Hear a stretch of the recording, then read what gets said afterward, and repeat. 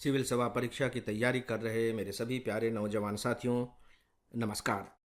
Friends, आपको मालूम है कि अमेरिका के राष्ट्रपति ट्रंप द्वारा जिस टैरिफ की घोषणा की गई थी, टैरिफ बम की कह दीजिए, फोड़ने की घोषणा की गई थी, वह हम पर लागू हो गया है। बहुत ज़बरदस्त टैरिफ। ब्राज़ील और भारत, यूं कह लीजिए कि दो ऐसे बड़े देश हैं जिन पर उन्होंने सबसे बड़े बड़े बम गिराए हैं टैरिफ के। दूसरों पर भी गिराए हैं, लेकिन अपेक्षाकृत थोड़े वो कम हैं। भारत ने झुकने से साफ साफ इनकार कर दिया है। हम अमेरिका की शर्तों को नहीं मानेंगे। शर्तें क्या हैं आप जानते हैं। यह है कि हम रूस से अपने संबंधों को कमज़ोर कर दें, उसे तेल खरीदना बंद कर दें, हथियार न खरीदें। तो भारत ने साफ साफ कह दिया है कि नहीं, हम अपने निर्णय खुद लेंगे, अपने राष्ट्रीय हितों के अनुसार लेंगे। सच पूछे तो ट्रंप साहब को ऐसी उम्मीद नहीं रही होगी।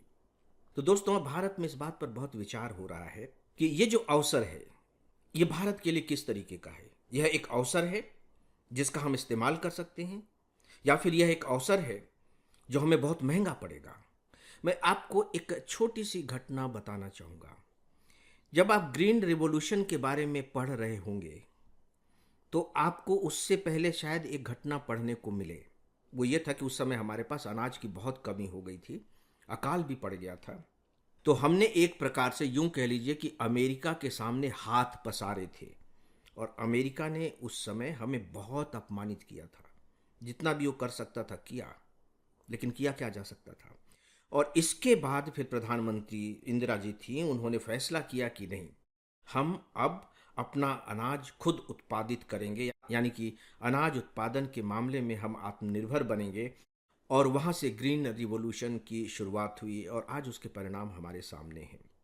यानी कि वह एक संकट का दौर था, लेकिन भारत ने उसे एक बहुत ही निर्णायक मोड़ के रूप में लिया। अगर आप इमरजेंसी फिल्म देखेंगे जो कंगना रनौत जी ने बनाई है, तो उसमें भी ये हिस्सा बहुत प्रोमिनेंटली दिखाया गया है। तो दोस्तों, अब सवाल उठता है कि अमेरिका जो हम पर इतना दबाव डाल रहा है और हमने उसके सामने झुकने से साफ साफ इनकार कर दिया है, तो हमारे सामने विकल्प क्या हैं। हम विकल्पों की तलाश कर रहे हैं, और सच पूछे तो विकल्पों की यही तलाश हमें नए तरीके से आगे बढ़ाने का रास्ता दिखाएंगे। तो मैं वही कुछ विकल्प आपके सामने रखने जा रहा हूँ। मैं डेटा में आपको नहीं उलझा रहा हूँ, उसका कोई बहुत बड़ा रोल भी नहीं है। मैं केवल उन पॉइंट्स को आपके सामने रखूँगा जो फिलहाल विकल्प के रूप में दिखाई दे रहे हैं, और यहाँ तक कि भारत सरकार ने उस पर कुछ न कुछ काम करना शुरू भी कर दिया है। लेकिन एक बात मैं यहाँ और बताना चाहूँगा कि ये जो टॉपिक है, ये बहुत ही वाइब्रेंट टॉपिक है। कोई ताज्जुब नहीं कि ट्रंप साहब अपनी बात से उलझ जाएं। अगर उन्हें लगा कि अरे भारत तो झुकने को तैयार नहीं है, तो टैरिफ कम कर दे, वी डोंट नो, इसे कंटिन्यू करें और बढ़ा दें, हम नहीं जानते हैं।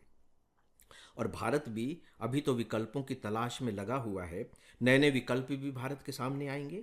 इसीलिए मान करके चलिए कि ये बहुत इम्पोर्टेंट टॉपिक है, और लगातार इसमें अपडेट आपको करते चलना है।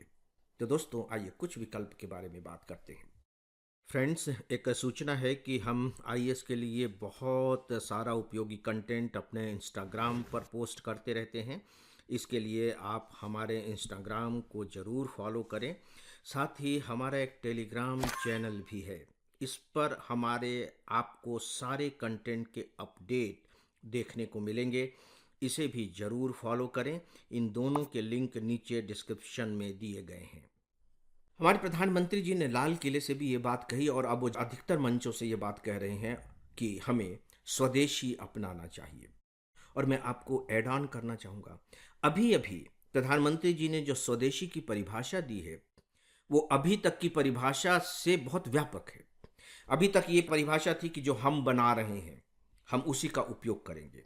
प्रधानमंत्री जी ने कहा है कि नहीं, ये नहीं कि हम बना रहे हैं, हमारे देश में बन रहा है। फिर चाहे कोई भी बना रहा है, विदेशी कंपनी बना रही है कोई बात नहीं है, लेकिन हमारे देश में बना रही है। विदेश का पैसा लगा हुआ है कोई बात नहीं, वो हमारे देश में बना रही है कंपनी। और उसके बनाने में भले हमारा पैसा न लगा हुआ हो, लेकिन हमारे अपने लोगों का पसीना लगा हुआ है, हमारे अपने लोगों का श्रम लगा हुआ है। तो यदि हमारे अपने लोगों का श्रम लग गया है, तो आप उसे स्वदेशी वस्तु मान करके चलें। और इसका भरपूर इस्तेमाल करें, यानी कि जो भी आप उपयोग में लाएं हमारे अपने देश की बनी हुई वस्तुएं हों। आपको मालूम होगा कि गांधी जी ने खासकर ब्रिटेन के औद्योगिक तंत्र का मुकाबला करने के लिए इस स्वदेशी का नारा दिया था। उसने उस समय बहुत जबरदस्त रूप से काम किया था। मुझे लगता है कि अभी भी ये काम करेगा, इसलिए कि ट्रंप साहब का जो व्यवहार रहा है उसे सच पूछिए तो केवल भारतीय ही नहीं, दुनिया के ज़्यादातर देश केवल नाराज ही नहीं है बल्कि बेहद परेशान भी हैं। ये काम करेगा। लाल किले से उन्होंने एक घोषणा और भी की थी, आपको ध्यान होगा, जीएसटी में छूट देने की घोषणा। और बहुत जल्दी जीएसटी की जो स्लैब्स हैं उनमें छूट हो जाएगी। जब जीएसटी की दरों में छूट दी जाएगी तो सीधी सी बात है कि वे वस्तुएं सस्ती हो जाएंगी। जब वे वस्तुएं सस्ती हो जाएंगी तो हमारे लोग उसे आसानी से खरीद सकेंगे। एक मैं यहाँ आपको डेटा देना चाहूँगा जो अपने आप में इम्पॉर्टेंट डेटा है, और वो ये है कि हम जितना भी उत्पादित करते हैं, हमारी जो भी इकोनॉमी है, उसका हम केवल 20% निर्यात करते हैं, 20% हम निर्यात करते हैं, 80% हम खुद कंज्यूम करते हैं। यानी कि हमारा मार्केट अपने आप में बहुत बड़ा है। तो हम इस 80% को बढ़ा सकते हैं, 85-90% तक ला सकते हैं। तो हमें 20% की तलाश करनी है जो हम अमेरिका को निर्यात करते थे। अब उसमें दिक्कत आएगी, और सारी चीज़ों में दिक्कत नहीं आएगी। ये माना जा रहा है कि हम अमेरिका को जितनी भी वस्तुएं निर्यात करते थे उसका लगभग लगभग 70%, 65 to 70% वस्तुएं इनके टैरिफ बम के दायरे में है। तो 35% तो वहाँ भी संभावना बची हुई है। और साथ ही साथ मैं आपको यहाँ ये भी बताना चाहूँगा कि भारत और अमेरिका के बीच में जो ट्रेड डील हो रही थी वो बीच में थोड़ी सी थम गई है, लेकिन इसका मतलब ये नहीं कि वो खत्म हो गई है। ट्रेड डील हो रही है, आगे देखते हैं कि क्या होगा, लेकिन फिलहाल हमें अपने विकल्पों की तलाश करनी ही होगी। तो स्वदेशी और दूसरा हमारा अपना घरेलू बाजार। इसके अतिरिक्त भारत ने बाकायदे जो दूसरे देश हैं वहाँ निर्यात की संभावनाओं पर काम करना शुरू कर दिया है। ऐसे लगभग 40-50 देशों की सूची बना ली गई है और वहाँ हमारे अपने वस्तुओं के प्रचार अभियान शुरू कर दिए गए हैं। ये वैकल्पिक देश होंगे। हमको केवल 20% की भरपाई करनी है ना, मोटे तौर पर अगर हम कहें तो कोई बात नहीं, रास्ते मिलेंगे। रूस ने भारत की मदद करने के लिए खुलेआम अपना वक्तव्य दिया है। चीन के साथ मैंने आपको बताया था कि कैसे लिपुलेख दर्रा हमारा खोल दिया गया है व्यापार के लिए। तो दूसरे देश अभी सामने आएंगे, परेशान होने की बात नहीं है। दोस्तों, इसके साथ ही साथ भारत सरकार ने जो हमारे उद्योग के जो एसोसिएशंस हैं उनके साथ बात करनी शुरू कर दी है। कुछ वस्तुएं जिन पर सरकार टैक्स लेती थी उन पर टैक्स सरकार कम करने जा रही है, क्योंकि यदि सरकार अपने देश में ही उन वस्तुओं पर टैक्स कम कर देगी तो देखिए वे वस्तुएं थोड़ी सी सस्ती हो जाएंगी। तो इन वस्तुओं को फिर हमारे जो निर्यातक हैं वे दूसरे देशों में बेच सकेंगे। अभी हम दूसरे देशों में उन्हें इसलिए नहीं बेच पा रहे हैं क्योंकि इंटरनेशनल मार्केट में हमारी जो वस्तुएं हैं वो थोड़ी महंगी पड़ रही हैं, लेकिन सरकार के द्वारा टैक्स कम कर देने से वे वस्तुएं अपेक्षाकृत सस्ती हो जाएंगी, तो हम ज़्यादा प्रतिस्पर्धात्मक हो जाएंगे। यहाँ तक सरकार ने बाकायदे संकेत किया है कि कुछ ऐसी वस्तुएं हैं जो निर्यात हम करते हैं और उन पर बहुत बड़ा संकट आ सकता है। उदाहरण के तौर पर जैसे कपड़ा है, कपड़े पर काफ़ी बड़ा संकट आ सकता है।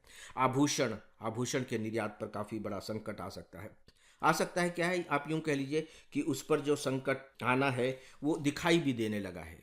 बाकायदे जहाँ कपड़े उद्योग की मिलें हैं, जहाँ सूरत जैसे जहाँ डायमंड वगैरह का काम हो रहा है, वहाँ थोड़ा सा सन्नाटा पसरने लगा है। सरकार ने उनके साथ भी बातचीत करनी शुरू कर दी है। खासकर आपने प्रोडक्शन लिंक्ड इंसेंटिव का नाम आपने सुना होगा।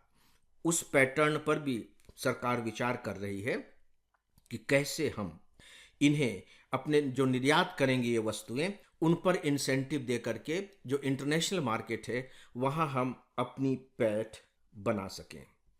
दोस्तों, ये कुछ तरीके हैं जो मोटे तौर पर जिस पर हमारी सरकार ने काम करना शुरू कर दिया है। परिणाम आने में थोड़ा सा वक्त लगेगा, लेकिन एक अच्छी बात यह है, मुझे ऐसा लगता है व्यक्तिगत रूप से, कि भारत के लिए डेफिनेटली यह एक अवसर तो है, इसमें कोई दो राय नहीं। थोड़ा सा बीच में एक रुकावट सी आएगी, थोड़ी सी बाधा आएगी। हो सकता है कि हमारे जीडीपी में कहा जा रहा है कि थोड़ी सी गिरावट भी आ जाए, लेकिन वो गिरावट लंबे समय तक रहेगी नहीं। तो कुल मिलाकर के ये है कि भारत को अभी दो सबसे महत्वपूर्ण काम और करने चाहिए, जो थोड़े से लंबे योजनाओं का हिस्सा है।